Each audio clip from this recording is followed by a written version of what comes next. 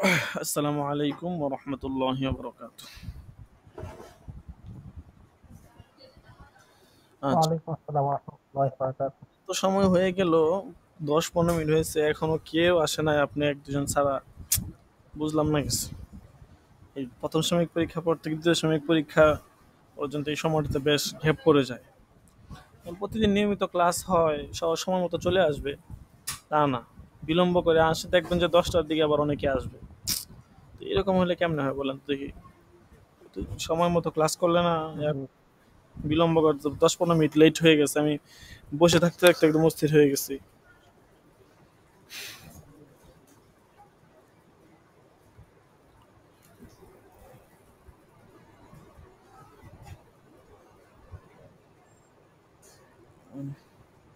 আচ্ছা, ধরেন, তো আমরা আজকে দ্বিতীয় কায়দা থেকে পড়বো আর কি। মানে প্রথম কায়দা তো আমাদের ছিল ইন্নামাল আমালু বিন্নিয়াত, এই কায়দা আর কি। তো এখন আমরা দ্বিতীয় কায়দা থেকে শুরু করব। প্রথম কায়দা আলহামদুলিল্লাহ আমাদের শেষ হয়ে গেছে। তো এখন প্রথম কায়দা থেকেই একটা ফুরু বের হয়েছে। সেটা হচ্ছে যে যখন আমরা জানতে পারলাম যে সমস্ত কাজ নিয়তের উপর নির্ভরশীল, তখন আমরা এই বিষয়টা বুঝতে পারলাম, সমস্ত কাজ নিয়তের উপর নির্ভরশীল। তার মানে কিছু অনেক বিষয় বা সকল বিষয় তার ইচ্ছা অনুযায়ী হয়। অর্থাৎ নিয়ত আর ইচ্ছা তো কাছাকাছি বিষয়, তাহলে তার মানে ওই হাদিসের মূলাক্ষাস হলো কি যে ইন্নামাল আমালু বিন্নিয়াত, এই হাদিসের মূলাক্ষাস হলো আল উমুরু বিমাকাসিদিহা, এটা আর কি। আচ্ছা,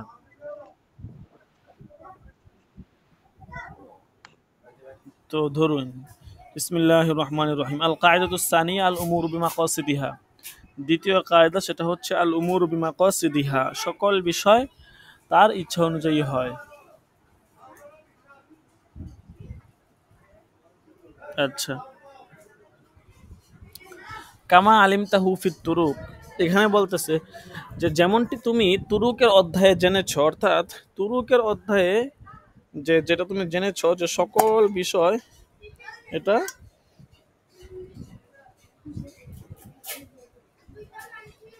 নিয়তের উপর নির্ভরশীল হয়, সকল বিষয়। তো এখন এখানে মাসলা বলবে,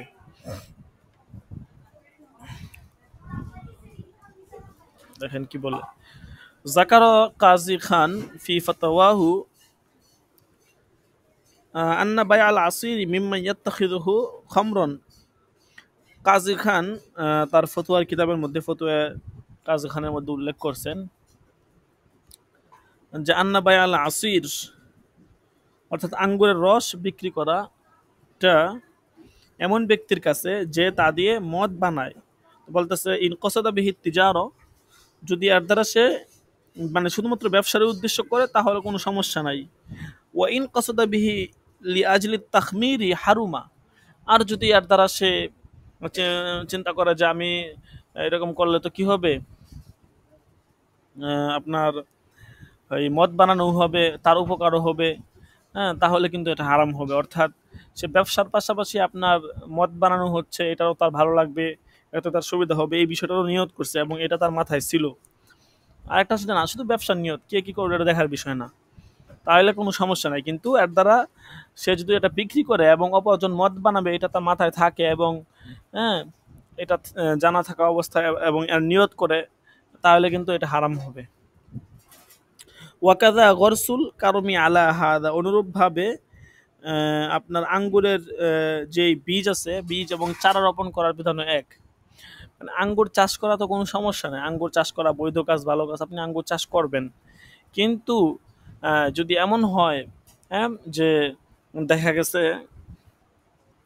আঙ্গুর চাষ করতে গিয়ে আপনি নিয়ত করলেন যে আঙ্গুর চাষ করব, এর দ্বারা মদও বানাবো বা এটা বিক্রি করব, অন্যরা এর দ্বারা মদ বানাবে, বাজারে ব্যবসা ভালো হবে, হ্যাঁ, এই সমস্ত খারাপ নিয়ত, মদের নিয়ত, এগুলোর নিয়ত আপনার মধ্যে আছে, তাইলে কিন্তু আঙ্গুর চাষ করাও আপনার জন্য জায়েজ হবে না।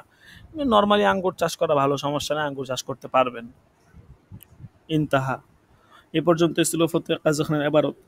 ওয়ালা হাযা আসরুল ইনাবি বিকসদিল খালিয়াতি আবিল খামরিয়াতি, তো অনুরূপভাবে আঙ্গুরের রস দিয়ে সিরকা বানানো অথবা মদ বানানোর উদ্দেশ্য হয় তাহলেও এই হুকুম, অর্থাৎ আঙ্গুরের রস দিয়ে যদি সিরকা বানানো বা মদ বানানোর হুকুম হয় তাহলেও এই সেই সেম হুকুম হবে আর কি। ঠিক আছে, যে আঙ্গুরের রস বিক্রি করা জায়েজ হবে না।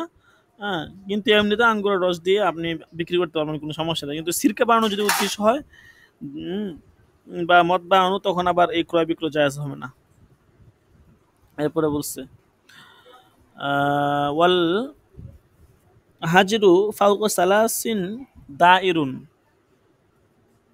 মা আল কসদি, বলতেছে 3 দিনের বেশি কথা বলা, মানে কথা বলা ছেড়ে দেওয়া কোনো মুসলমানের সাথে, এটা যদি ইচ্ছা করে হয় তাহলে ফাইন কসদা হাজরুল মুসলিমি, যদি সে মুসলমানের সাথে সম্পর্ক ছিন্ন করার নিয়তে এই কাজটা করে থাকে তাহলে হারুমা, এই কাজটা কি হবে, হারাম হবে। ওয়া ইল্লা আলা, অন্যথায় এটা হারাম হবে না। ওয়াল ইহদাদু লিল মারআতি আলা মাইয়িতিন গায়রি যাওজিহা ফাওকা সালাসিন দাইরুন মাআল কসদি, তো অনুরূপভাবে উম, মহিলার জন্য তার স্বামী ছাড়া অন্য কোনো মৃতর জন্য 3 দিনের বেশি শোক পালন করার জায়েজ নেই, অর্থাৎ এটাও তার হুকুমের সাথে সম্পৃক্ত। স্বামী ছাড়া অন্য কারোর জন্য 3 দিনের বেশি শোক পালন করতে পারবে না।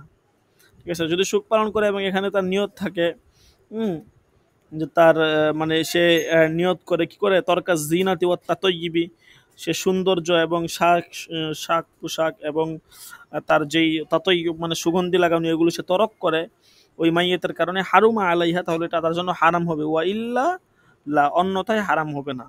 তাহলে আমরা বুঝলাম যে বেশ কিছু কাজ আছে যেগুলো হচ্ছে নিয়তের উপর নির্ভরশীল। আচ্ছা, তারপরে ধরি ওয়াকাযা কওলুহুম ইন্নাল মুসাল্লি ইযা ক্বারাআ আয়াতান মিনাল কুরআনি জাওয়াবান লিকালামিন বাতালাত সালাতুহু, অনুরূপভাবে মাশায়েখ কেরাম বলেন, যখন নামাজি ব্যক্তি ইযা ক্বারাআ আয়াতান মিনাল কুরআন, কোরআনের কোনো আয়াত পাঠ করে, জওয়াবান লিকালামিন, কোনো ব্যক্তির কথার প্রতি উত্তরে, বাতালাত সালাতুহু, তাহলে তার নামাজ বাতিল হয়ে যাবে।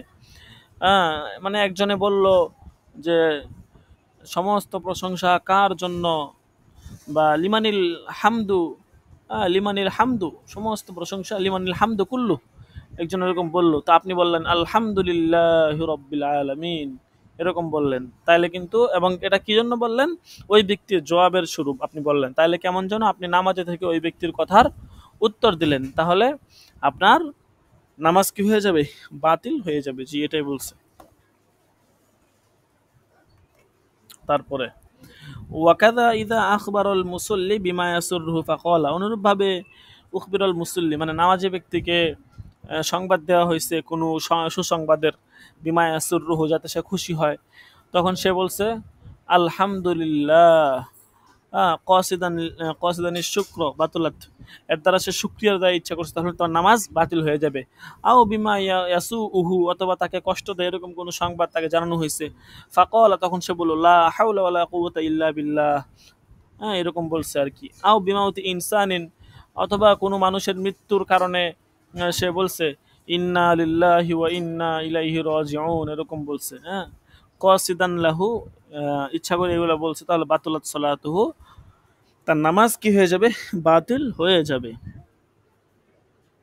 ওয়াকাযা কওলুহুম বিকুফরিহি ইযা ক্বারা আল কুরআনা ফি মারিজি কালামিন নাসি, অনুরূপভাবে মানে আমাদের উলামায়ে কেরাম ওই ব্যক্তির ব্যাপারে কুফুরের ফতোয়া দেন আর কি। উম, যে মানে কি সেই কাজটা কি, যে ইদা ক্বারা আল কুরআনা ফি মারিজি কালামিন নাস, যখন সে কুরআনকে পাঠ করে মানুষের কথার স্থানে আর কি কোরআন পাঠ করে, কামা ইদাজতামাউ ফাকরা ফাজামানাহুম জামআ, যখন লোক জমা হয় তখন এই বিষয়টা বোঝানোর জন্য সে মানুষের মাঝে বলে যে ফাজামানাহুম জামআ। কোরআন শরীফের আয়াত আছে না সূরা নিসার ভিতরে, সূরা আম্মা তাসালুন 30 পারা প্রথম সূরার ভিতরে, নাবার ভিতরে, ফাজামানাহুম জামআ ওয়া কাসান দিহাকা, এই সমস্ত আয়াত আছে না, তো এগুলো কি করে সে পাঠ করে, কি জন্য, যে মানুষের একত্রিত হওয়া এই বিষয়টা বোঝানোর জন্য। কেমন যেন সে মানুষের কথার প্রতি উত্তর দিতেছে বা কোরআনকে মানুষের কথার স্থানে ব্যবহার করতেছে। এরপরে ওয়াকা সাং দিহা কষে কখন বলছে, ইংদা রুয়াতি কাসিন, অর্থাৎ যখন সে পানিতে কোনো পেয়ালা পরিপূর্ণ দেখছে তখন বলছে ওয়াকাসাং দিহাকা, এরকম বলছে। ওয়ালাহু নাযাইরুন কাসীরাতুন ফি আলফাজিত তাকফীর, বলতেছে এগুলোর অনেক উদাহরণ রয়েছে আলফাজুত তাকফীরের অধ্যায়ে। এর এগুলোর অনেক বিস্তারিত উদাহরণ আছে। হ্যাঁ, কুল্লুহা তারজিউ ইলা কসদিল ইস্তিগফাফি, এই সমস্ত লফজগুলোই কোরআন শরীফের অবমাননার দিকে ফিরে, অবমাননার ইচ্ছার দিকে ফিরানো হয়। তো এই জন্য কোরআন শরীফের অবমাননা হয় এমন কোনো আয়াত মানুষের কথার ছলে ব্যবহার করা যাবে না। ঠিক আছে, অর্থাৎ একটা তো হচ্ছে দলিল হিসাবে পেশ করা, ওইটা হচ্ছে ভিন্ন বিষয়। হ্যাঁ,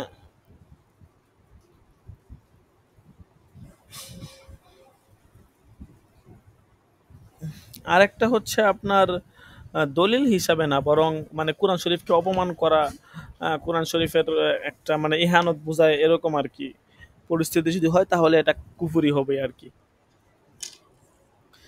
কাজী খান কি বলেন দেখেন, قال قاضي خان الفقاعي إذا قال عند فتح الفقاعي للمشتري صلي على محمد قالوا يكون آسما। কাজী খান বলেন যে আল ফুক্কাই, ফুক্কাই বলা হয় মানে অর্থাৎ মানে যেই মদ আপনার জব থেকে তৈরি হয় সেটার যে বিক্রি করে ওই বিক্রেতাকে বলা হয় ফুক্কাই। ঠিক আছে, তো এই ফুক্কাই ইদা কলা, যখন সে বলে ইংদা ফাতহিল ফুক্কা, ওই যে আপনার এই মদের যেই মানে কলস আছে কলসি আর কি, ওইটার মুখা যখন সে খুলে তখন বলে তাকে বলছে সল্লি আলা মুহাম্মদ, কি বলছে যে মুহাম্মদের উপর দুরূদ পাঠ করো, সে বলছে। তবে মাশায়েখ কেরাম বলেন যে এতে করে সে কি হবে, এতে করে সে ইয়াকুনু আসিমান, সে গুনাহগার হবে। ওয়াকাদাল হারিসু ইদা ক্বালা ফিল হিরাসাতি লা ইলাহা ইল্লাল্লাহু ইয়ানি লিআজলিল ইআলাম বিআন্নাহু মুস্তাইকিদুন বিখিলাফিল আলিমি। আচ্ছা, অনুরূপভাবে পাহারাদার ব্যক্তি সে যদি পাহারা দেওয়ার সময় সে জাগ্রত আছে এইটা লোকদেরকে বোঝানোর জন্য বলে লা ইলাহা ইল্লাল্লাহ, তাহলেও এরকম গুনাহ সে হবে। ইয়ানি লিআজলিল ইআলাম, অর্থাৎ মানুষকে জানানোর জন্য যে সে বিআন্নাহু মুস্তাইকিজুন, সে জাগ্রত আছে। তো এই পাহারাদার সে নিজে জাগ্রত আছে বোঝানোর জন্য সে যদি লা ইলাহা ইল্লাল্লাহ বলে তাহলে সে কি হবে, গুনাহগার হবে। আচ্ছা, বেখিলাফিল আলিমি, তবে আলেমের বিপরীতে, আলেমের বিপরীতে বলতে অর্থাৎ কোনো আলেম ইদা ক্বালা ফিল মাজলিসি, অর্থাৎ কোনো আলেম যদি তার মজলিসের মধ্যে বলে সল্লু আলান নবী, তোমরা নবীর উপর দুরূদ পাঠ করো, তখন তাকে সওয়াব দেওয়া হবে। ফা ইন্নাহু ইউসাবু আলাইহি, তাকে সওয়াব দেওয়া হবে। ওয়াকাদাল গাজী, অনুরূপভাবে গাজী ইদা ক্বালা কাব্বিরু, গাজী যখন বলে তোমরা তাকবীর দাও, ওয়া ইউসাবু, তাহলেও তাকে সওয়াব দেওয়া হবে। লিআন্নাল হারিসা ওয়াল ফুক, এখন একটা প্রশ্ন আসতেছে এখানে যে তাহলে আলেমকে গাজীকে তাদেরকে সব দেওয়া হবে, তাইলে এখানে পাহারাদার যে আছে ফুক্কাই যে আছে তাকে কেন সব দেওয়া হবে না, তাই না? একটা প্রশ্ন আসে। তো এখানে এই প্রশ্নটার উত্তর দিতেছে যে দেখেন এখানে উত্তর দেওয়া হচ্ছে এটা বলে যে লিআন্নাল হারিসা ওয়াল ফুক্কাইয়া ইয়াখুযানি বিহাযা আজরন, কারণ হচ্ছে যে শরাব বিক্রেতা আছে এবং পাহারাদার তারা উভয়ে এইটিকে গ্রহণ করেছে বিনিময় হিসাবে। মানে পাহারাদার বলছে কেন, যে জাগ্রত আছে এটা বোঝানোর জন্য, বা মানে হ্যাঁ ফুক্কাই বলছে সে শরাব যেন বিক্রি হয়। সল্লু আলা মুহাম্মদ, আল্লাহ নবীজির নামে বইলে যে ভিক্ষা করে তাহলে এটা কেমন, এটাও একটা খারাপ কাজ, গুনাহগার হবে সে। আল্লাহ নবীজির নামকে ভিক্ষার কাজে নিয়ে লাগাইছে, ভিক্ষাবৃত্তি, হ্যাঁ এগুলো কত নিকৃষ্ট কাজ, এগুলোর ভিতরে সে আল্লাহ নবীজির নাম লাগাইছে, লা ইলাহা ইল্লাল্লাহ লাগাইছে, এগুলো অবশ্যই খারাপ কাজ। এর দ্বারা সে ঈমান চলে যাবে না, কিন্তু সে অনেক গুনাহগার হবে। আচ্ছা, উস্তাদ, যে একটা প্রশ্ন, জি জি অবশ্যই বলুন। ভিক্ষুকের কথাটা বাদ দিলাম, ভিক্ষুকের কথাটা থাক, কিন্তু ওই যে পাহারাদারের ব্যাপারটা, পাহারা তার লোক যদি, তার যদি অভ্যাস এমন হয় যে সে সবসময় জেগে থাকে, লা ইলাহা ইল্লাল্লাহ বলতে থাকে, মাঝে মধ্যে সময় পেতে থাকে, তাহলে তো সমস্যা নাই মনে হয়। ও না না, এটা সমস্যা নাই, এটা সমস্যা নাই। একটা হচ্ছে যে মনে করেন এই যে আপনার, হ্যাঁ, ওই দেখা গেছে আপনার জিকির আজকার স্বরূপ, বা যেন সে ঘুম না ধরে, যেন আল্লাহু আকবার, আল্লাহু আকবার, লা ইলাহা ইল্লাল্লাহ, হ্যাঁ, আলহামদুলিল্লাহ, লা ইলাহা ইল্লাল্লাহ, সুবহানাল্লাহি ওয়াল হামদুলিল্লাহি ওয়া লা ইলাহা ইল্লাল্লাহ আল্লাহু আকবার, হ্যাঁ, এরকম বলতেছে, তাইলে কোনো সমস্যা নাই। আরেকটা হইতেছে যে না, মানুষকে বোঝানোর জন্য, মানুষকে হ্যাঁ আমি জাগ্রত আছি দেখো, বা যেমন ওই যে তাবলিকের মধ্যে আমরা গেলে অনেকে বলে না যে ডাল লাগলে সুবহানাল্লাহ বলবেন, ভাত লাগলে, গুস্ত লাগলে আলহামদুলিল্লাহ বলবেন না, কি কি যেন আরো কত নিয়ম আছে না, এগুলো কিন্তু ঠিক না, জানেননি? এগুলো কিন্তু ঠিক না, এগুলো হচ্ছে আপনার এতে করে সুবহানাল্লাহ, আলহামদুলিল্লাহ, তাহলে এবং এই এটাও তো মনে জিকির গুনাহ আছে, হবে। মিসকল, বুঝতে পারছেন? এই তাহলে জিকির তাবলীগের ওটাও তো গুনাহ হওয়ার কথা। অবশ্যই ভুল হবে, অবশ্যই ভুল হবে, এটা তো কেউ বলে না যে এটা ঠিক ভুল, এটা অবশ্যই দলিল লাগবে, আমার জানা মতো এটা ভুল। যদি আপনি দলিল দিয়ে দেখাইতে পারেন যে এটা ভুল না সওয়াবের কাজ, তাহলে আমাকে, আমি বিশ্বাস করব। আমার এখানে কিতাব অনুযায়ী, উসুল অনুযায়ী এটা ভুল দেখি। কারণ এখানে আপনি কেন বলবেন ভাত লাগবে, আপনি বলবেন যে আমার ভাত লাগবে, পাবে এটা, এদিকে আসেন, আপনি এখানে সুবহানাল্লাহ কেন বলবেন? সুবহানাল্লাহ কখন বলা যায়? আপনি খাইছেন, খাবারটা খাইছেন, ভাল লাগছে, আলহামদুলিল্লাহ, খাবারটা খুব ভালো লাগছে, তখন না বলা যায়? বা ভাত লাগবে, আপনি বলতেছেন আলহামদুলিল্লাহ, আপনি বলে দিচ্ছেন যে ভাই কেউ ডাল লাগলে সুবহানাল্লাহ বলবেন, ভাত লাগলে বলবেন আল্লাহু আকবার। ও মা, আজীব অবস্থা, কেন ভাই? এর মুখের কথা নাই, আপনি আল্লাহ, আল্লাহ সবচেয়ে বড় এই কালিমাটাকে নিয়ে আপনি ভাত লাগার ক্ষেত্রে লাগাইতেছেন কেন? অবশ্যই এটা গুনাহ হবে। তাবলিগে তো এইগুলা না, আরো শত শত উসুল হচ্ছে, যেগুলা ভুলভাল উসুল তারা তাবলিগের ভিতরে প্রয়োগ করতেছে। ঠিক আছে, এগুলো তো অভাব নাই, এগুলো কয়টা আপনাকে বলবো? এই জিহাদের সমস্ত আয়াত, সে তারা দেখা যাইতেছে আল্লাহর রাস্তায় জিহাদের আয়াতগুলাকে তারা আপনার এই তাবলিকের রাস্তা লাগাই যেতেছে, যেখানে স্পষ্টভাবে জিহাদের আয়াত, সেখানে তারা এগুলা তাবলিক, আল্লাহর রাস্তায় বের হওয়াকে আহ, সময়, এগুলা হাদিসগুলা, এরপরে আপনার জিহাদের আয়াতগুলাকে তারা রূপান্তর করতেছে, বিকৃত করতেছে, স্পষ্ট এগুলা গুনাহ হবে। গাদওয়াতুন ফি সাবিলিল্লাহি ওয়া রাওহাতুন, এই হাদিসটাকে হ্যাঁ ইয়া হ্যাঁ করে। হ্যাঁ, এই যে একটা হাদিস আছে না, যে এক সকাল অনেকগুলো, অথবা এক বিকাল আল্লাহর রাস্তায় আরো সময় অনেকগুলো দেওয়া, হ্যাঁ, এই যে এরকম হাদিস। খায়রুম মিনাদ তারপরে দুনিয়া ওয়া মা ফিহা। এরকম আরো অনেক হাদিস আছে, পাঁচ নম্বর পারা কিছু, বেশ কিছু আয়াত আছে। আমি তো এগুলা যখন ওই যে আপনার সরাবেক এক বছর মনে হয়, তো ওই সময় একবার তাবলিগে গেছিলাম আমরা যাত্রাবাড়িতে, তখন দেখলাম একজন বড় মুরব্বী, মনে আছে আমার তখন, কারণ ওই সময় তো কিছু হইলেও বুঝি, দেখলাম বেশ কিছু আপনার আয়াত, স্পষ্ট জিহাদের আয়াত, এগুলা, এগুলাকে সে বলতেছে, আর আল্লাহ রাস্তায় বের হওয়া তাবলিগের সাথে সে ফিট করতেছে। ঠিক আছে, একটা কথা মনে রাখবেন যে কোরআন শরীফের মধ্যে যেখানে জাহাদুন মাদ্দা থেকে শব্দ আসছে, সেখানে জিহাদটা খাস না। জিহাদও হতে পারে, আবার কিতালও হতে পারে। জিহাদ, জিহাদের আবার দুইটা অর্থ, কিন্তু কিতাল, কতলুন শব্দ যেখানে আসছে, কতলুন মাদ্দা থেকে যে ব্যবহার আসছে, উজিনা লিল্লাযিনা ইউকাতালুনা বিআন্নাহুম যুলিমু, এখানে কিন্তু বলা হয় নাই উজিনা লিল্লাযিনা ইউকাতালুনা, উজিনা লিল্লাযিনা ইউকাতালুনা বা ইউজাহাদুনা, তারা যেন জিহাদ করে, বা ইউজাহিদুনা বিআন্নাহুম যুলিমু, এরকম বলা হয় না, এখন ইউকাতালুনা বসে, তাদেরকে জিহাদের অনুমতি দেওয়া হয়েছে। তো এখন যেখানে জিহাদ শব্দ আছে, ওখানে আপনার এটা কিতালও বুঝাইতে পারে, জিহাদও বুঝাইতে পারে, এটা পরিস্থিতি অনুযায়ী। আয়াতের পূর্বাপর লক্ষ্য করবেন, তারপরে দেখবেন এখানে জিহাদ বুঝায় নাকি কিতাল বুঝায়, ওইটা অনুযায়ী আপনি ব্যাখ্যা করবেন। কিন্তু যেখানে কিতাল আছে, সেখানে আপনি কখনো জিহাদ নিতে পারবেন না। ঠিক আছে, তো যাই হোক, তো এই বিষয়টাই খেয়াল রাখা লাগবে, অনেক জায়গায় এগুলা উল্টাপাল্টা তাহারিফ চলতে থাকে আর কি।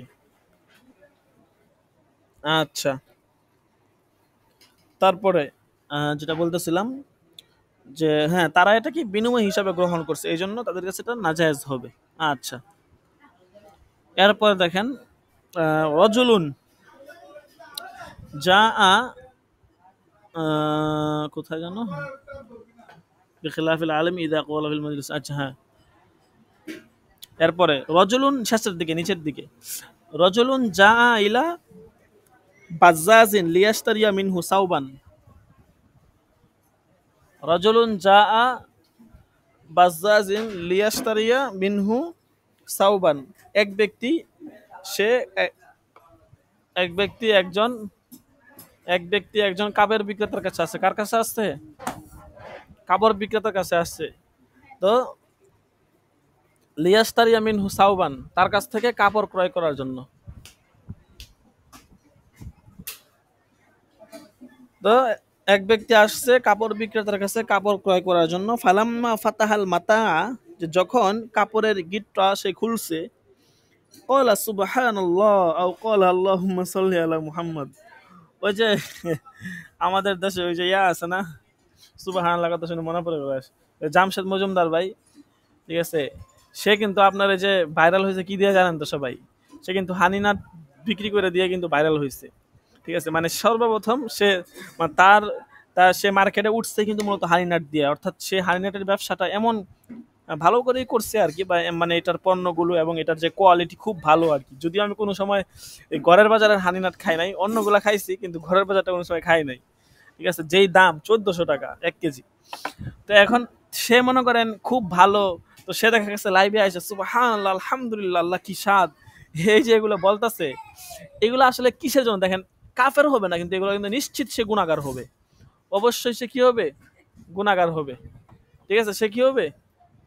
গুনাহগার হবে। এই জন্য এই কাজ কিন্তু করা যাবে না। তো আজকে একটা নতুন মাসলা জানতে পারলেন, যে এই যে মনে করেন এরপরে এগুলো তো জিকির ভাই, এগুলো আপনি এখানে লাগাবেন কেন? এখানে তো আপনি সুবহানাল্লাহ আলহামদুলিল্লাহ, তো আমরা খাবার সময় বলি, রাসূলুল্লাহ হাদিসে আছে এক লুকমা খাইতেন তখন আলহামদুলিল্লাহ বলতেন, খাবার মাঝখানে মাঝখানে তিনি আলহামদুলিল্লাহ আলহামদুলিল্লাহ বলতেন। কেন? ভালো লাগছে ওনার কাছে আলহামদুলিল্লাহ বলতেন, কিন্তু মানুষকে শোনায় বলতেন না, বেশ ভালো লাগছে খাবারটা আলহামদুলিল্লাহ বলতেন।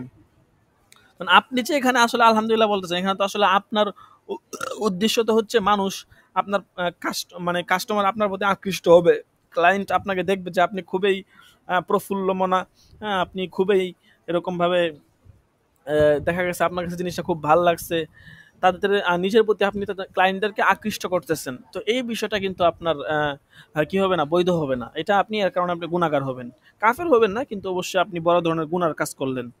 তো দেখেন এইটাই বলতেছে যে কাপড়ের গিটটা কখন খুললো, তখন কি বলছে? সুবহানাল্লাহ আও ক্বালা আল্লাহুম্মা সাল্লি আলা মুহাম্মদ ইন আরাদা বিহাদা ইআলাম আল মুশতারি জাওদাতা সিয়াবিহি ওয়া মাতা'i। দেখেন সেম ওই যে আমাদের জামশেদ মজুমদার ভাই, তিনি কি এটা কেন এটা মুখ খাড়া খুলছেন আর এখান থেকে 1-2 চামচ খাইতেছেন কেন?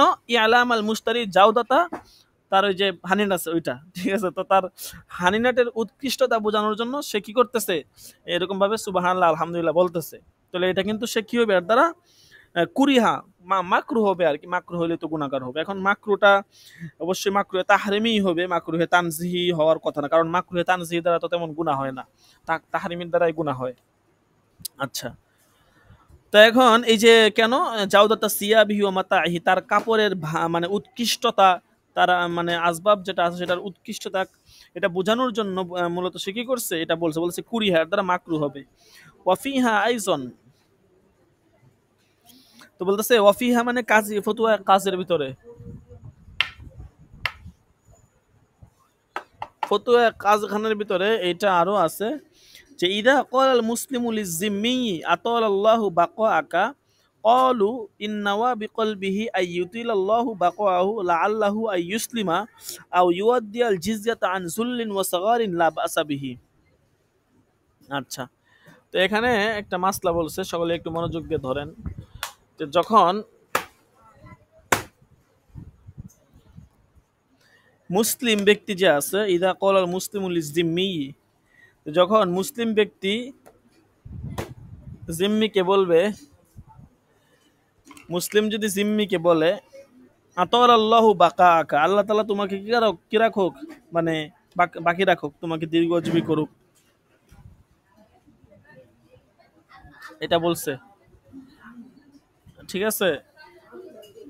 ইদা ক্বাল আল্লাহু ইদ ক্বালাল মুসলিমু লিয-যিম্মি আতর আল্লাহু বাকা আকা ক্বালু ইন্নাওয়া ইন্নাওয়াল বিকলবিহি আইয়ুতিরাল্লাহু বাকাআহু, যদি সে এর দ্বারা নিয়ত করে, ইন্নাওয়া বিকলবিহি, এর দ্বারা সে অন্তরে নিয়ত করে, আইয়ুতিলাল্লাহু বাকাআহু মানে তার আল্লাহ তাআলা তাকে মানে জীবিত রাখুক, হ্যাঁ, তার হায়াত আরো বাড়িয়ে দেখ, লাআল্লাহু আইয়ুসলিমা, নিয়ত করছে কেন? যেন সে মুসলমান হয়ে যায়, আও ইউআদ্দিল জিজিয়াতা, অথবা সে জিজিয়া প্রদান করবে আন জুল্লিন ওয়া সগারিন ওয়ালা বাসা বিহি, অথবা সে অপমান হয়ে লাঞ্ছিত হয়ে সে জিজিয়া দিবে, তাহলে এত কোনো সমস্যা নেই। কারণ লিআন্না হাযা দুআউন, এটা এক ধরনের দোয়া, লাহু তার জন্য, ইলাল ইসলামী মুসলমান মানে ইসলামের তার জন্য এক ধরনের দোয়া।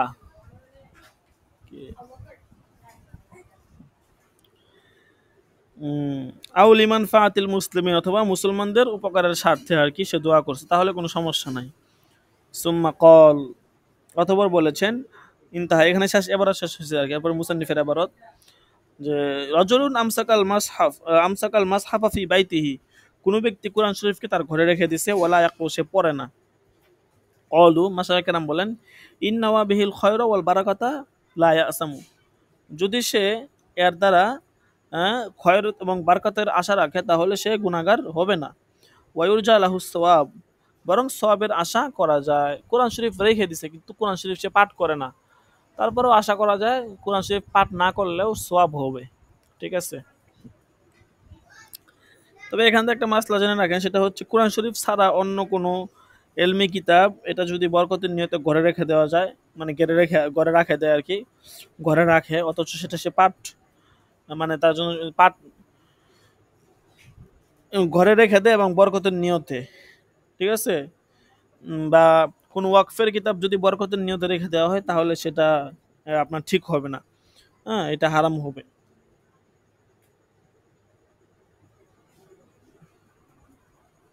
মানে কোরআন কারীম ছাড়া এলমি কোনো কিতাব এটা যদি বরকতের নিয়তে ঘরে রেখে দেয়, হ্যাঁ, অথচ সে এটা পাঠ করতেছে না, তাহলে এটা হারাম হবে আর কি।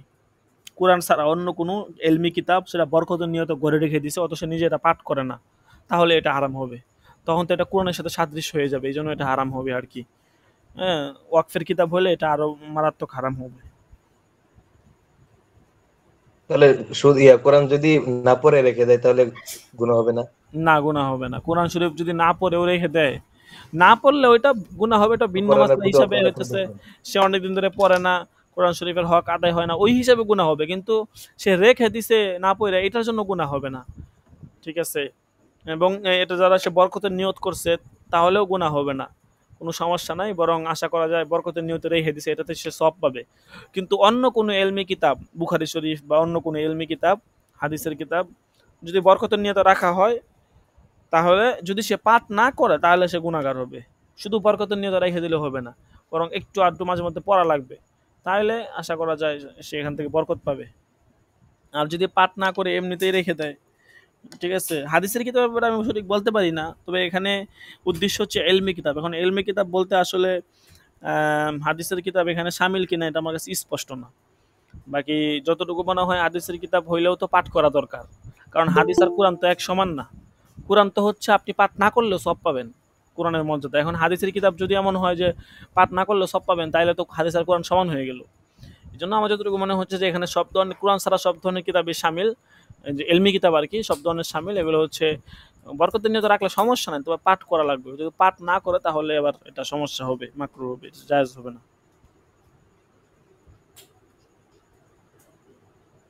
আচ্ছা, তারপর আরেকটা প্যারা আছে, ধরেন।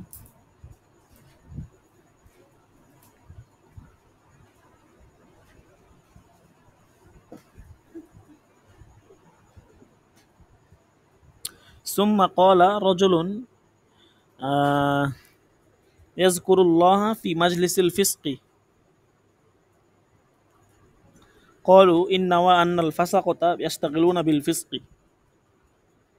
অতঃপর বলেছেন যে রজুলুন, এক ব্যক্তি, ইয়াজকুরুল্লাহ ফি মাজলিসিল ফিসকি, পাপাচারের মজলিসে এসে আল্লাহর জিকির করে। ক্বালু, এ ব্যাপারে মাশায়েখ কেরাম বলেন, ইন্নাওয়া আন্নাল ফাসাকাতা, যদি তার নিয়ত হয় যে ফাসেক এবং ফাজের লোকেরা তারা পাপাচারে লিপ্ত থাকুক, এজন্য সে জিকির করতেছে। ওয়া আনা আশতাগিলু বিত তাসবিহ, আর আমি তাসবিহের মধ্যে লিপ্ত থাকি, ফাহুয়া আফজালু ওয়া আহসান, এটা ভালো হবে। অর্থাৎ সে একটা পাপাচারের মজলিসে আছে, বাধ্যবাধকতা হয়ে সেখানে গেছে, তো সে নিজে নিজে জিকির করতেছে আর অন্য ব্যক্তিরা পাপাচারে লিপ্ত, তো সে নিয়ত রাখছে যে তারা তাদের কাজ করতে থাকুক, তারা পাপাচারে লিপ্ত থাকুক, আমি আমার মতো করে জিকির আজকার করতে থাকি, তাহলে বলতেছে এর দ্বারা কোনো সমস্যা নাই, ফাহু আফজলু ওয়া আহসানু, ভালো হবে। ওয়াইন সাব্বাহা ফিস সুকি নাওয়িয়ান, হুম, وإن سبح في السوق ناويا أن الناس يشتغلون بأمور الدنيا وأنا أسبح الله تعالى في هذا الموضع فهو أفضل وأحسن من أن يسبح وحده في غير السوق. আরেকটা মাসলা বলতেছে, পাপাচারের আসরে আর কি কোনো ব্যক্তি জিকির করে অথচ তার মনে জিক্রুল্লাহ মানে আল্লাহর জিকিরের অসম্মান বোধ থেকে আর এই উদ্দেশ্যে সে এমন মজলিসে জিকির করে তাহলে সে গুনাহগার হবে। অর্থাৎ মানে সাব্বাহা ফিসুক, বাজারের ভিতরে আর কি যদি সে জিকির করে, আন্নান নাসা নিয়ত করছে এই লোক, এই নিয়ত যে আন্নান নাসা ইয়াস্তাগিলুনা বিউমুরুদ দুনিয়া, মানুষ দুনিয়ার কাজকর্মে ব্যস্ত থাকুক।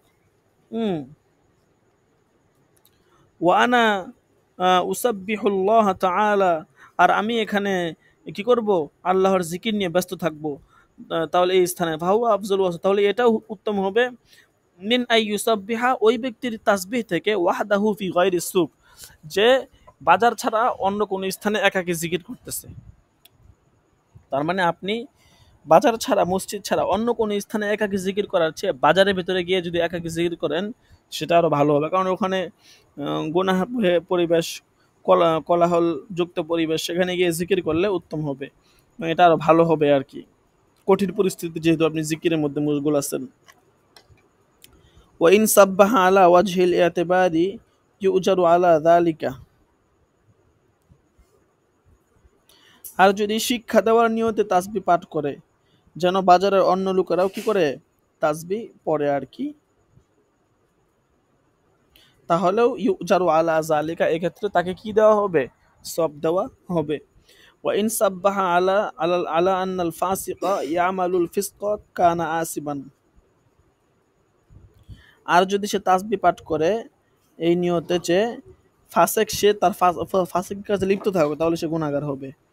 সুম্মা ক্বালা ইন সাজাদা লিস সুলতান, যদি কোনো ব্যক্তি সুলতানের জন্য সিজদা করে, ফা ইন কানা কসদুহু আত-তাহিয়াতু ওয়াত-তা'যীমু, যদি এর দ্বারা তার ইচ্ছা হয় সম্মান প্রদর্শন করা, তাহলে দুনাস সালাত, নামাজ ছাড়া আর কি, লা ইয়াকফুর, তাহলে সে কাফের হবে না। অর্থাৎ তার ইবাদত বন্দেগী উদ্দেশ্য না, মানে এবং নামাজের সাজদা উদ্দেশ্য না, মূলত তাজিম করা উদ্দেশ্য, সম্মান জানানো উদ্দেশ্য, তাহলে এর দ্বারা গুনাহগার হবে। মানে মূল বিষয় হইতেছে দলিল কি, আসলুহু আমরুল মালাইকাতি বিসসুজুদ লিআদামা, ফেরেশতাদেরকে আল্লাহ তাআলা আদম আলাইহিস সালামের জন্য সাজদার হুকুম করা, ওয়া সুজুদু ইখওয়াতি ইউসুফ আলাইহিস সালাতুস সালাম, এবং হযরত ইউসুফ আলাইহিস সালাম তার ভাইদের সাজদা করা, হযরত ইউসুফ আলাইহিস সালাম ভাইদের আর কি হযরত ইউসুফ আলাইহিস সালামকে সাজদা করা এবং তাদের বাবা মাকে সাজদা করা।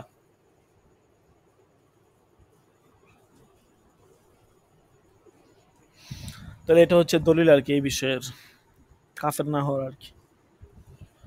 আচ্ছা ঠিক আছে, তো আজকে এই পর্যন্তই থাকুক। আমরা এখন বুহুসি কাজাটা একটু ধরি, এটার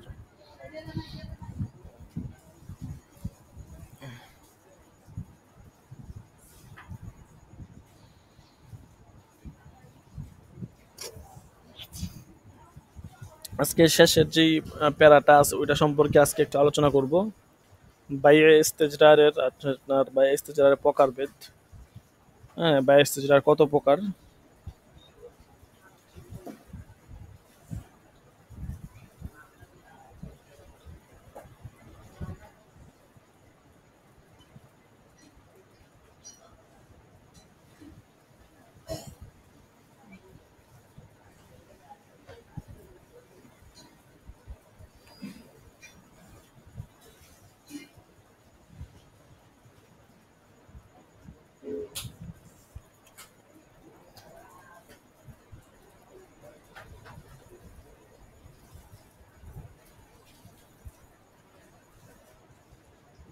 আহকামুল বাই বিত্তাআতি ওয়াল ইস্তেজরার।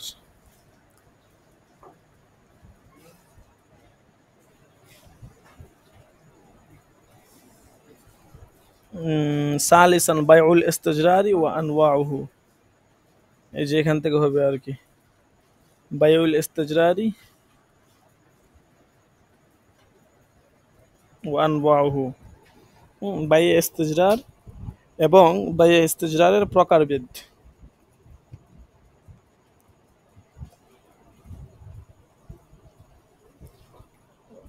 আপনারা হচ্ছে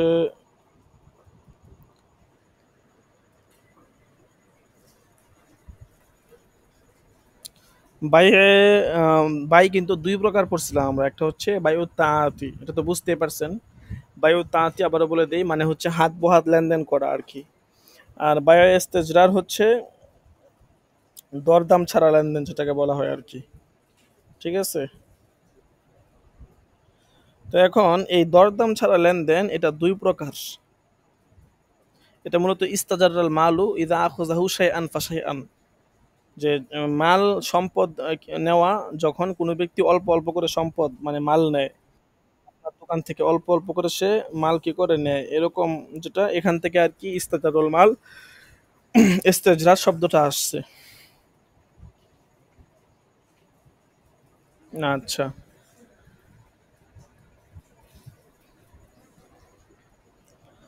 তো বাই ইস্তেজরার এটা দুই প্রকার। এক নাম্বার হচ্ছে আহ, এরপরে ফুকে হাকের আমার পরিভাষা এখানে একটা সংজ্ঞা দিছে, এটা তো আপনাদেরকে বলছি আগে। ঠিক আছে, যে কোনো ব্যক্তি নিজের প্রয়োজন অনুযায়ী অল্প অল্প করে দোকানি থেকে পণ্য সামগ্রী নিতে থাকবে, তারপরে আহ, যতবার পণ্য সামগ্রী নিবে এখানে কিন্তু ততবার ইজাব কবুল থাকবে না, এবং দরদামের বিষয়টিও এখানে থাকবে না। এটাকে বলা হয় বাই ইস্তেজরার। আর এই বাই ইস্তেজরার দুই প্রকার, একটা হচ্ছে আল ইস্তেজরারু বিসামানিন মুআখারিন, আর একটা হচ্ছে আল ইস্তেজরারু বিমাবলাগি মুকাদ্দামিন। প্রথমটা হচ্ছে সামানে মুআখার, অর্থাৎ দোকানদারকে পণ্য সামগ্রীর মূল্য পরে পরিশোধ করা হয়, অর্থাৎ আগে আপনি দোকান থেকে পণ্য নেবেন, তারপরে দোকানিকে টাকা দিবেন। এটা হচ্ছে প্রথম প্রকার। আর দ্বিতীয় প্রকার হচ্ছে আগেই টাকা দিয়ে দিবেন, এরপরে আস্তে আস্তে পণ্য মানে মালামাল নিবেন আর কি। এখন মানে মূল্য যদি পরে পরিশোধ করেন, এই ক্ষেত্রে বাই ইস্তেজরার এর বৈধতা কি, বাই ইস্তেজরার অবস্থা কি হতে পারে, এখানে আর কি বলতেছে। সার কথাটা দেখেন, আমরা অত বিস্তারিত আলোচনা না যাই, সার কথা বেশ। দুরুল মুখতারের মধ্যে আছে, এটা আপনারা পড়বেন। ঠিক আছে, মুকদ্দমা দুরুল মুখতারের মধ্যে অবশ্যই নাই, এটা আমার কি কিতাবের মধ্যে আছে আর কি, মূল কিতাবে। মা ইস্তাজিরুল ইনসানু মিনাল বাইয়াই ইদা হাসাবাহু আলা আনমানিহা বাদা ইস্তিকলাকিহা। আচ্ছা, আলা আসমানিহা বাদা ইস্তিকলাকিহা, অর্থাৎ বা ইস্তেজরার বলা হয় যে প্রয়োজন অনুযায়ী মানুষ দোকানি থেকে অল্প অল্প পণ্য সামগ্রী কি করবে, নিতে থাকবে। পণ্য সামগ্রী ব্যবহার করার পর তার মূল্য হিসাব করে মানুষ কি করবে, আদায় করে দিবে। এটা হচ্ছে বা ইস্তেজার প্রথম প্রকার, যেটা হচ্ছে আল ইস্তেজরারু বিসামানিন মুআখারিন। সার কথা তো বুঝতেই পারছেন, যে দোকানের সঙ্গে চুক্তি করবে। এই কথাগুলো আর কি ব্যাখ্যা চেখ্যা করে ভাঙিয়ে চুঙিয়ে এখানে বলতেছে আর কি। দোকানের সঙ্গে চুক্তি করবে যে আমি 1 মাস পর্যন্ত তোমার পণ্য নিব, তারপরে মাস শেষে হিসাব করে যত টাকা হয় আমি তোমাকে দিয়ে দিব। ঠিক আছে, তো এখানে কিন্তু আহ, কেমন যেন সামানটাও মাঝঝুল এখানে, মানে মূল্যটা যেমন মাঝঝুল, অনুরূপভাবে আপনার বাই বাই এর যে মাবি এটাও কিন্তু এখানে মাঝঝুল, তাই না? কেমন যেন তাদের বেচাকেনা সম্পন্ন হয়েছে এবং একটা অদৃশ্যের উপরে আর কি। ঠিক আছে,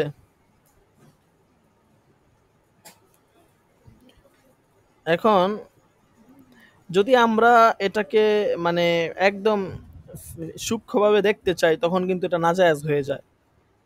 কারণ এখানে প্রথমত এখানে অস্তিত্বহীন পণ্যের বেচাকেনা হয়ে যেতেছে। ঠিক আছে,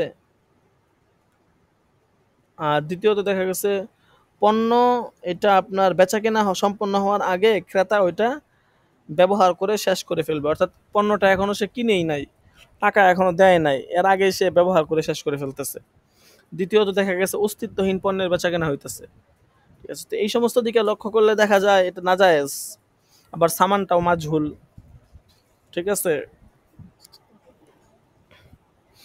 এবং অনেক আপনার সাফি আলেম, ঠিক আছে, মানে অনেক ফকি আলেম, ওনারা এটাকে নাজায়েজও বলছেন। শাফি মাযহাবের সাধারণ ফকি যারা আছে ওনাদের মত এটাই।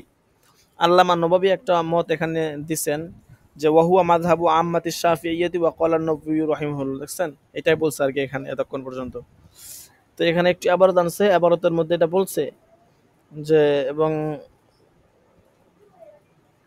ওনারা ওনাদের এখানে সার কথা এটাই, ওখানে এটাই বলতে চাইতেছে যে এটা হচ্ছে হাযা বাতিলুন বেলা খেলাফিন লিমা যাকারনাহু, ব্যাস এটা আর কি উনি বলছেন।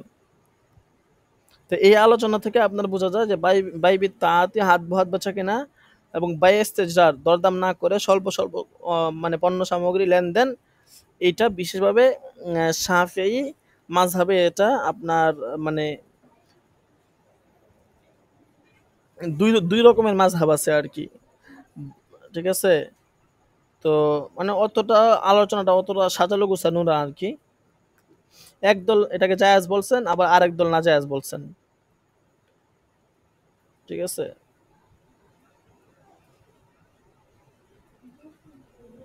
আল্লামা মানে ইমাম গাজালি রহমতুল্লাহি আলাই উনি আবার এটাকে জায়েজ বলছেন আর কি, উভয় প্রকারকেই।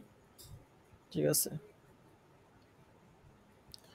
এরপরে এখানে মানে এখানে আসলে মাযহাব বর্ণনা করতেছে, বুঝছেন নি? কোন মাযহাবের কি বিধান এটা বর্ণনা করতেছে। পরে কারণও বলবে, আবার এখানে ব্যাখ্যাও দিবে। এই যে দেখেন, এরপর দেখেন এই যে মাঝখানে আমি তো কিছু বিস্তারিত যাব না। আমরা এখানে মূল শাহ-নির্যাস বুঝায় আমাদের মূল মাকসাদ, এখানে বিস্তারিত দিকে আমরা যাব না। যে ওয়াম্মাল মালিকি দেখছেন এখানে মাঝখানে ফাকাদ যাকারু মাসলাতুল ইস্তিজার বিল মুকদ্দামিন ক্বালা মালিকুল রাহিমাহুল্লাহ ফিল মুওয়াত্তা। এই যে মালিকি মাযহাবে বা ইস্তিজারের যে দ্বিতীয় প্রকার আছে, দ্বিতীয় প্রকারের আলোচনা পাওয়া যায়, প্রথম প্রকারের আলোচনা পাওয়া যায় না আর কি। আর ওই প্রকারটি হলো কি যে পূর্বে মূল্যে পরিশোধ করা হবে। এ সম্পর্কে মুয়াত্তা মালিকের মধ্যে ইমাম মালিক লেখছেন যে এতে কোনো সমস্যা নাই। লা বাসা আইয়াদু আর রাজুলু ইনদা রাজুলি দিরহামান।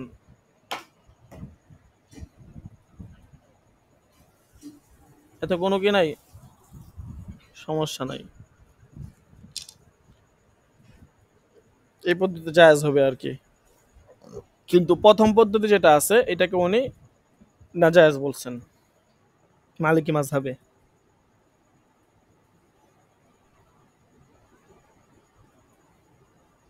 তো এখান থেকে আমরা এই আলোচনা থেকে এখানে খোলাসা হইতেছে যে বাই ইস্তেজরার এটা নাজায়েজ হওয়ার মূল কারণ হচ্ছে সামানে মাজহুল। মালিকি মাযহাবে মূল কারণ হচ্ছে সামানে মাজহুল। এরপরে আপনার হাম্বলি মাযহাব বলবে।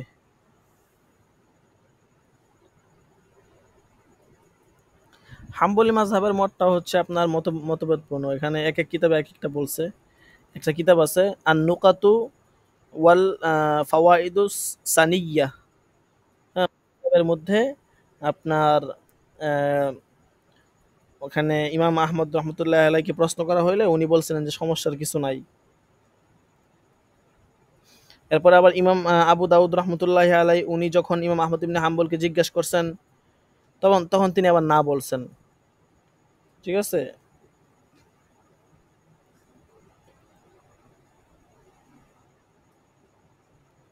তবে এখানে আপনার যতটুকু স্পষ্ট হচ্ছে যে এটা আপনার বায়াস্তেজারটা বাজার দরের উপর নির্ভরশীল আর কি। অর্থাৎ তাদের কাছে এখানে দুইটা মত আর কি। তবে আমাদের এরপরে হানাফি মাযহাবের কথা বলবে একদম শেষের দিকে। ওয়া আম্মাল হানাফিয়্যাতু ফাকাদ আফতাল মুতাআখিরুন মিনহুম ইয়াজু বিজাওয়াজিল ইস্তিকসার ওয়ালাউ লাহুম ইয়াসকুরু সামান ইনদা আকযিল হাজাতি। মুতাআখিরিনরা তো এটাকে জায়েজ বলছেন, যদিও মুতাকাদ্দিম অনেকে না জায়েজ বলছেন। যেমন ওই যে দুররে মুখতারের ইবারত। তাহলে খোলাসা কথা এটাই, তিন মাযহাবের মত জানতে পারছেন। তারপরে শাফি মাযহাবের মত, সব মাযহাবের মত। আর হানাফি মাযহাবে এটা কিন্তু নাজায়েজ হওয়ারই কথা ছিল, কিন্তু ইস্তেহসানান, হ্যাঁ, এটা জায়েজ কারার দেওয়া হয়েছে আর কি। দুররে মুখতারের মধ্যে এটাই আছে। এই যে দেখেন এখানে এবারতের মধ্যে আছে, দেখাইতেছি। এই যে এই দেখেন ওয়াজা ফিদ্দুরুল মুখতার মা ইয়াস্তাজরুহুল ইনসানু মিনাল বাইয়াই ইযা হাসাবাহু আলা আসমানিহা বাদা ইস্তিহলাকিহা জাযা ইস্তেহসানান। বুঝছেন? এখান থেকে কিন্তু এই বিষয়টা স্পষ্ট যে ইস্তেহসানান এটা জায়েজ আছে। وقال ابن نجيم رحمه الله বলেন অমিম্মা তাসামাহু ফিহি। আচ্ছা, মোট কথা এখানে আমরা জানতে পারলাম যে এটা জায়েজ আছে, ব্যাস এগুলো সোজা কথা।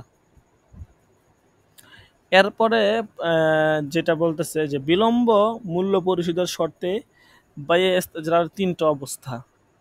অর্থাৎ মানে আপনি মূল্যটা পরে পরিশোধ করবেন, এটা তিনটা অবস্থা। এর মধ্যে প্রথম অবস্থা হচ্ছে বাইয়ে ইস্তেজরার এমন পদ্ধতি, বাংলাটা বলি খোলাসাটা ধরেন, যে যেটার মধ্যে প্রথমে মূল্য পরিশোধ করে দেওয়া হয়। হুম এখন হয়তো তিনটা যে কোনো একটা অবস্থা হবে। প্রথম অবস্থা এটা হতে পারে যে ক্রেতা যখনই দোকানে যাবে, দোকান থেকে পণ্য নেবে, দোকানি তখনই তার মূল্য জানিয়ে দিবে, কিংবা ওই পণ্যের মূল্য যে কোনো উপায়ে উভয়ে জানবে আর কি।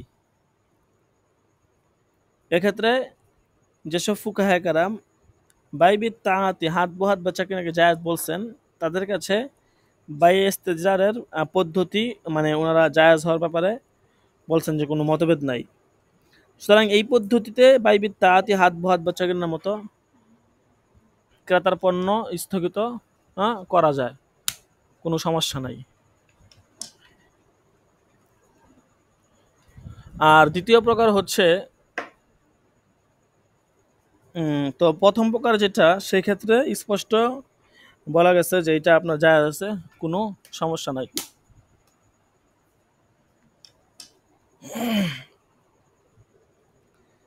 এখন এখানে কিন্তু বাইবিত তাআতি বাইবিল ইস্তেজার উভয়টা জায়েজ আছে। কারণ কি? কারণ এখানে ক্রেতা দোকানে যাবে, যাওয়ার পরে যে পণ্যটা দেখবে, এটা মনে করেন তার দাম জানা আছে উভয়ের, ঠিক আছে, উভয়ের দাম জেনে কেমন যেন মূল্যটা পরে দিবে, এই জন্য এখানে কোনো সমস্যা নাই। আর কেমন যেন এখানে আপনার সরাসরি পদ্ধতিটা, মানে সরাসরি তার এখানে নিয়ন্ত্রণ প্রতিষ্ঠিত হইতেছে।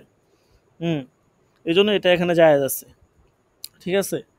আর দ্বিতীয় অবস্থা হইতেছে যে পণ্য নেওয়ার সময় দোকানি প্রত্যেকবার মূল্য উল্লেখ করবে না, ঠিক আছে। তবে লেনদেনের শুরুতেই তাদের মধ্যে একটা চুক্তি এরকম হবে যে মুশতারি যে আছে সে যখনই দোকানে যাবে, দোকান থেকে পণ্যটা নিবে এবং ওই দিনের বাজার দর অনুযায়ী সে নিবে। এবং এই অবস্থায় বায়েস্তেজরার পদ্ধতি মূলত আপনার বাজার দরের উপর নির্ভরশীল হবে। প্রথমটা কিন্তু বাজার দরের উপর নির্ভরশীল না, প্রথমটা হচ্ছে আপনার যেই তাদের উভয়ের কথোপকথনের উপর কেমন যেন নির্ভরশীল, এবং তারা উভয়ে এই সম্পর্কে খুব ভালোভাবে জানাশোনা আছে। হুম আর দ্বিতীয়, এবং এটা কিন্তু জায়েজ আছে, কোনো সমস্যা নেই। আর দ্বিতীয়টা হচ্ছে বাজার দরের উপর নির্ভরশীল, এবং ওটার গায়ে অথবা কোনো মনে করেন ডিম ডিম তো মনে করেন গায়ে মূল্য থাকে না, ওটা বাজার দরের উপর নির্ভরশীল। বিস্কুটের প্যাকেট বা এরকম কোনো জাতীয় কিছু হইলে এটা বাজার দর তো জানা থাকে, এটার গায়ে মূল্য লেখা থাকে। হ্যাঁ, তো এটাও আপনার হচ্ছে জায়েজ আছে, কোনো সমস্যা নাই। ঠিক আছে, কোনো কোনো মাযহাব যেমন শাফি মাযহাবে এটা ওনারা জায়েজ বলছেন, ঠিক আছে। তো এখানে বিশাল বড় কিছু ইখতিলাফ আছে, হ্যাঁ, ইখতিলাফগুলো আসলে পড়তে চাইতেছি না। যেমন এখানে আপনার যেগুলো ওনারা শাফি মাযহাবের, আমাদের দৃষ্টিতে মানে সার কথা এটা জায়েজ আছে, ব্যাস বাইস্তে যা জায়েজ এটা হচ্ছে সার কথা।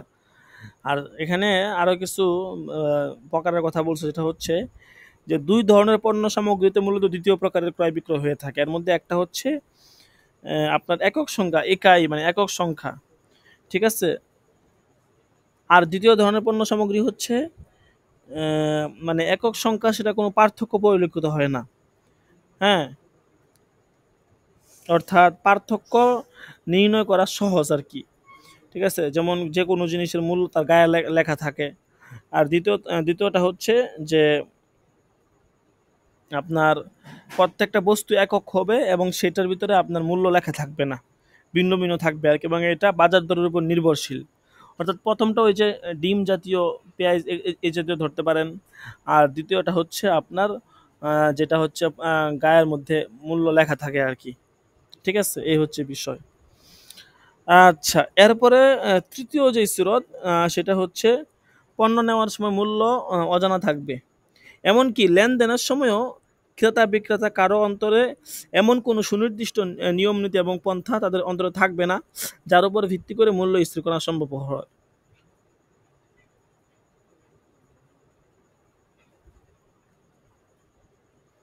ঠিক আছে? তো এখন এই এই পদ্ধতিতেও কিন্তু বেচাকেনা বৈধ আছে। তবে একটা কথা মাথায় রাখতে হবে, এবং আমাদের বর্তমান সমাজে কিন্তু এই পদ্ধতিটাই চলে। কি আর এত দাম দুম জিগানি, আগে গিয়া খালি কয় ভাই এত টাকা ব্যাস খালি লেখে রাখে, বাজার দর মাজার দর করে এটা পরে। তো আমাদের এই যে তিনটা পদ্ধতি বলছে বায়াস্তেজের, আমাদের সমাজে কিন্তু তিন পদ্ধতির তিন নাম্বারটা চলে, প্রথমটাও চলে না, দ্বিতীয়টাও চলে না, তিন নাম্বারটা চলে। এখন তিন নাম্বারটার ভিতরে কিন্তু ঝগড়া বিবাদের সম্ভাবনা বেশি হয়। এই জন্য তো দেখেন না, একজনে বলে ভাই আমি তো এটা নিচ্ছি আপনার দাম বেশি রাখছেন, আরেকজনে বলে দাম তখন ওইটা অত ছিল, আরেকজনে বলে ভাই আমি তো 20 তারিখে ডিম নিছি, তো ওই দিন বেশি ধরছেন আজকে কম।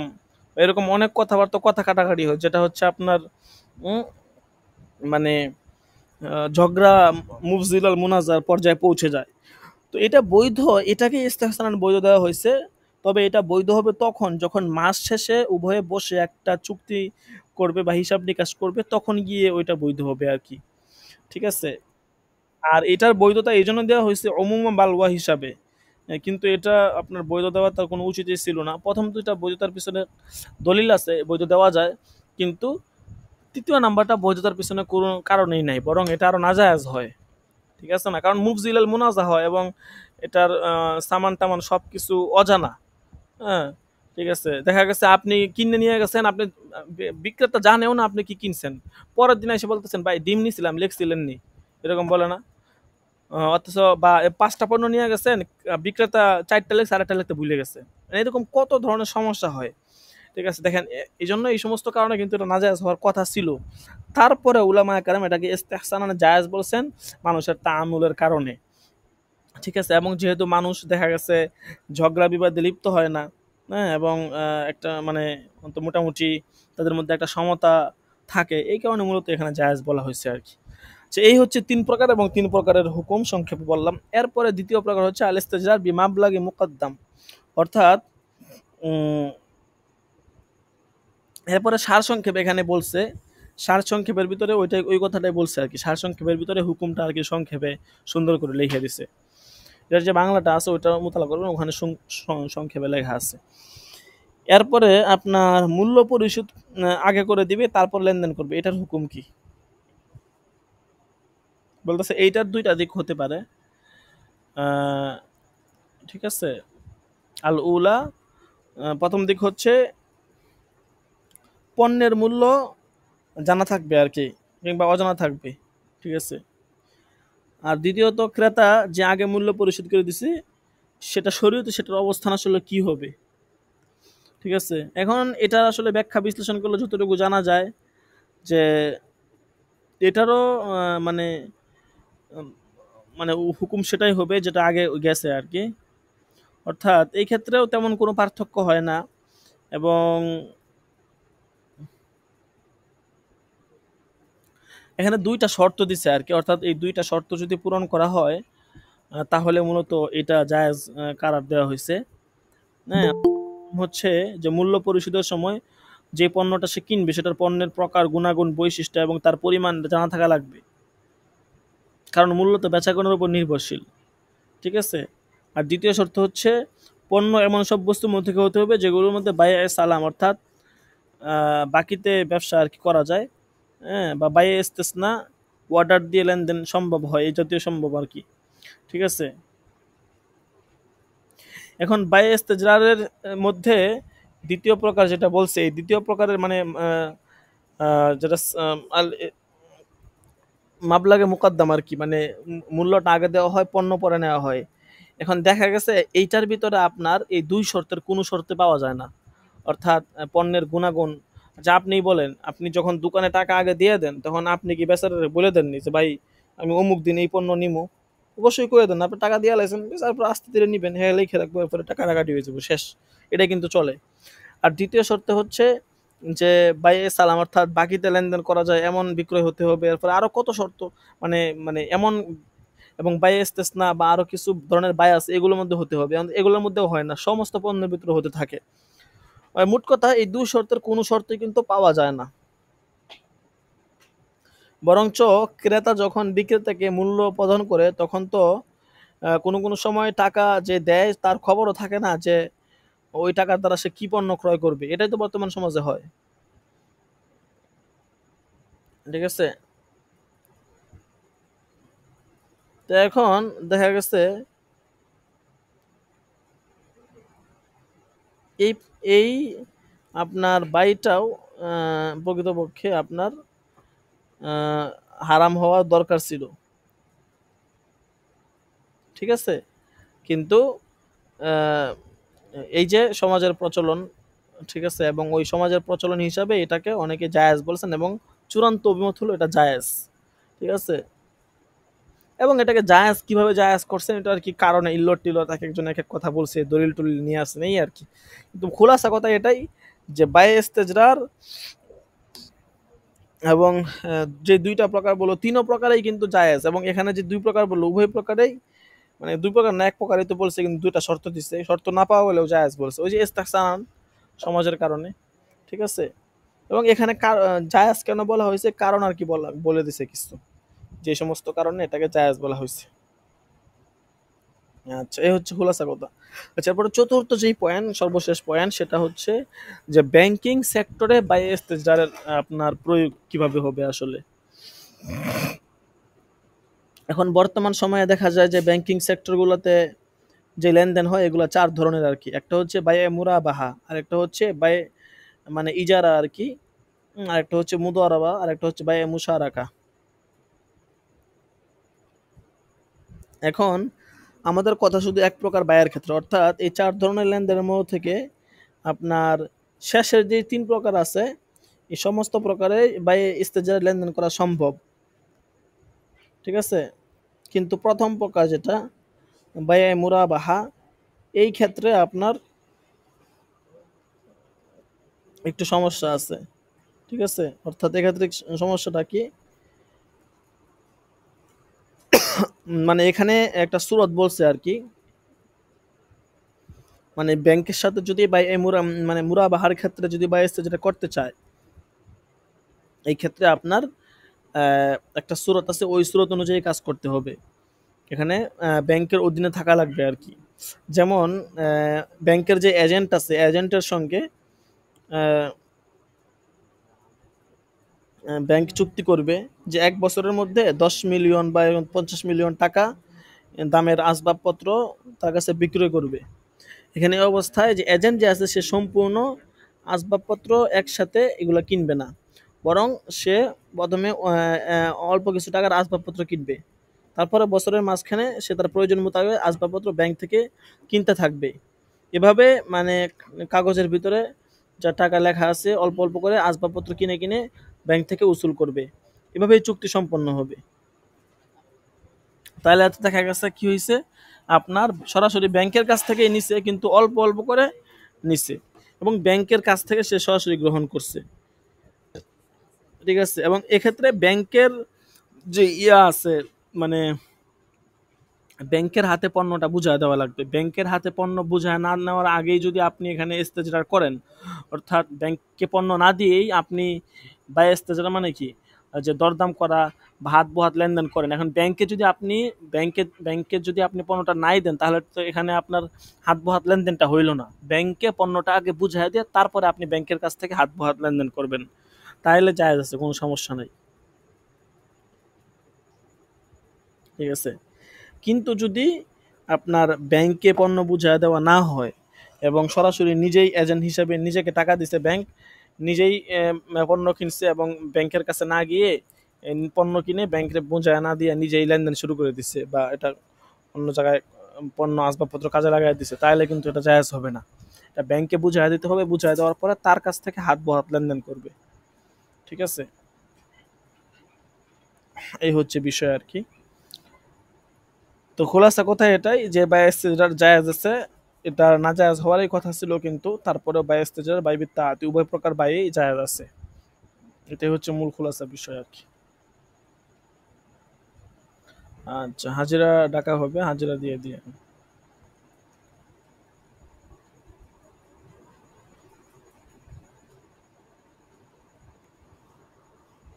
এক জুনায়দ আল হাবিব, ৩ রাকিবুল হাসান, আল্লাহ হাফেজ। নয় মুহাম্মদ,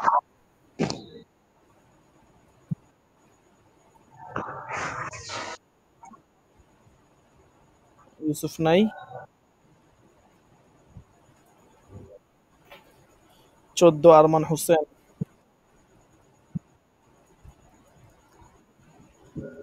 15 আব্দুল আহাদ, 20 সাইদুল ইসলাম, لبيك 22 জাহিদুল ইসলাম, 23 মাহফুজ বিন কাসেম, لبيك 26 আল মামুন, 27 মাহফুজ সওদাগর, 29 রফিকুল ইসলাম, 32 হেদায়েতুল্লাহ,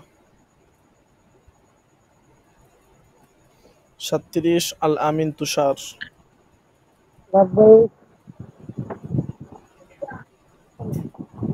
لبيك 38 রায়হান মাহমুদ, 38, 39 সুহাইল আহমদ, لبيك 40 মুস্তাকিম বিল্লাহ, 42 গুলাম কিবরিয়া, 43 ইসমাইল হোসেন,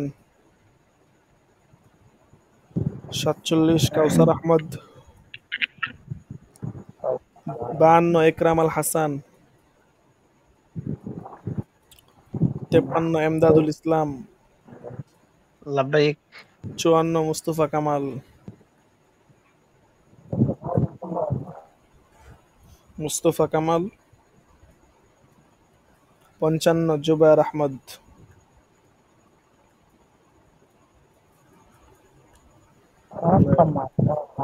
56 ইমাম হুসাইন।